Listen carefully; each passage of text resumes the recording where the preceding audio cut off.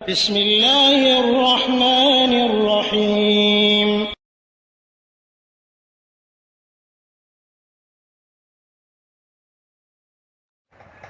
ওয়ালাইকুম আসসালাম রহমতুল্লাহ বারাকাত। সম্ভবত ইন্ডিয়া থেকে এক ভাই জানতে চেয়েছেন যে মোহাম্মদ সাল্লাল্লাহু আলাইহি ওয়াসাল্লামকে এমনিতে নূর বলা যাবে কি না। আমি নূরের তৈরি বলি না, কিন্তু যে তিনি এক ধরনের নূর, এটা বলা যাইতে পারে কি পারে না। আলহামদুলিল্লাহ ওয়াসসালাতু ওয়াসসালামু আলা রাসূলিল্লাহ, আম্মা বাদ।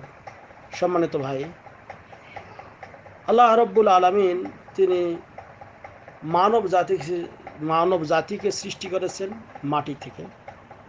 আর আমাদের নবী মুহাম্মদ সাল্লাল্লাহু আলাইহি ওয়াসাল্লাম তিনি এই মাটিরে তৈরি।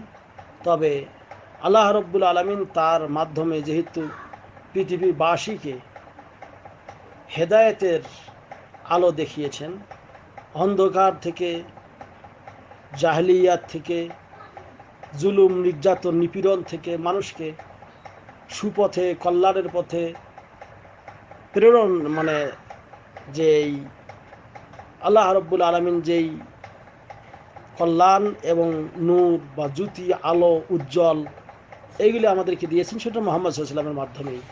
কাজে সেই সূত্রে তিনি হেদায়েত, মানুষের জন্য হেদায়েত, কল্যাণ, এই উদ্দেশ্যে যদি তাকে কেউ নূর বলে, তিনি এক ধরনের আলো, এক ধরনের নূর।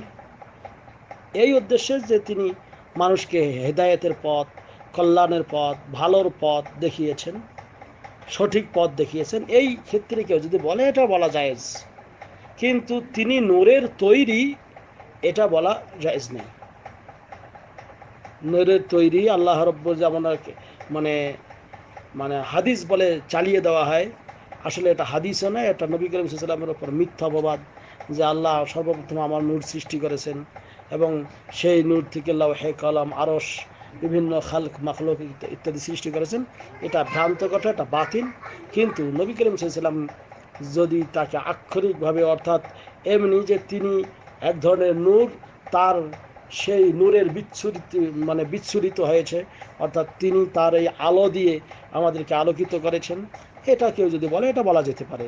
কোরআনুল কারীমে সূরা আহজাবের একটি আয়াতে 45-46 নম্বর আয়াতে আল্লাহ বলছেন, ইয়া আইয়ুহান নবী, হে নবী, ইন্না আরসালনাকা, নিশ্চয় আমি আপনাকে প্রেরণ করেছি, শাহেদান, সাক্ষী স্বরূপ, ওয়া মুবাশশিরান, সুসংবাদদাতার রূপে, ওয়া নাযীরান, ভীতি প্রদর্শনকারী হিসাবে, ওয়া দাঈয়ান ইলাল্লাহ, এবং আল্লাহর পথে ডাকার জন্য, বিইজনিহি, তার অনুমতি সাপেক্ষে, ওয়া সিরাজাম মুনীরা, এবং আপনাকে আমি উজ্জ্বল একটা, উজ্জ্বল, সিরাজান নক্ষত্র করিয়েছি, অর্থাৎ চেরাগ স্বরূপ করেছি। মুনীরা উজ্জ্বল, উজ্জ্বল চেরাগ স্বরূপ, আলোকবর্তিকা স্বরূপ আপনাকে করেছি। তো উজ্জ্বল আলোকবর্তিকা এখানে বলা হয়েছে, অর্থাৎ তার মাধ্যমে মানুষ হেদায়েতের পথ পাবে, সঠিক পথ পাবে, এটাই মূল টার্গেট। এবং যে আপনি যে কথা বলেছেন সূরা মাইদার 15 নম্বর আয়াত, এখানে আল্লাহ এখানে বলছেন যে কদ জাআকুম মিনাল্লাহি নূরুন ওয়া কিতাবুম মুবিন, তোমাদের কাছে এসেছে আল্লাহর পক্ষ থেকে নূর এবং স্পষ্ট কিতাব। স্পষ্ট কিতাব আমরা সেটা বুঝি কোরআনুল কারীম। আর এই নূর বলতে কাকে বোঝানো হয়েছে? কাতাদা রাদিয়াল্লাহু তাআলা আনহু এখানে বলতেছেন, এই নূর মানে মুহাম্মদ সাল্লাল্লাহু আলাইহি সাল্লাম, অর্থাৎ মুহাম্মদ সাল্লাল্লাহু আলাইহি সাল্লামকে আল্লাহ রাব্বুল আলামিন নূর বলে আখ্যায়িত করলেন, অর্থাৎ তিনি আলোকবর্তিকা, যেটা একটু আগে যে আয়াত দ্বারা প্রমাণ দেওয়া হলো। আর আবার কেউ কেউ এটার ব্যাখ্যা করেছেন, এই নূর মানে আল্লাহ ইসলাম দিয়েছেন, ইসলাম এবং স্পষ্ট কোরআন দিয়েছেন।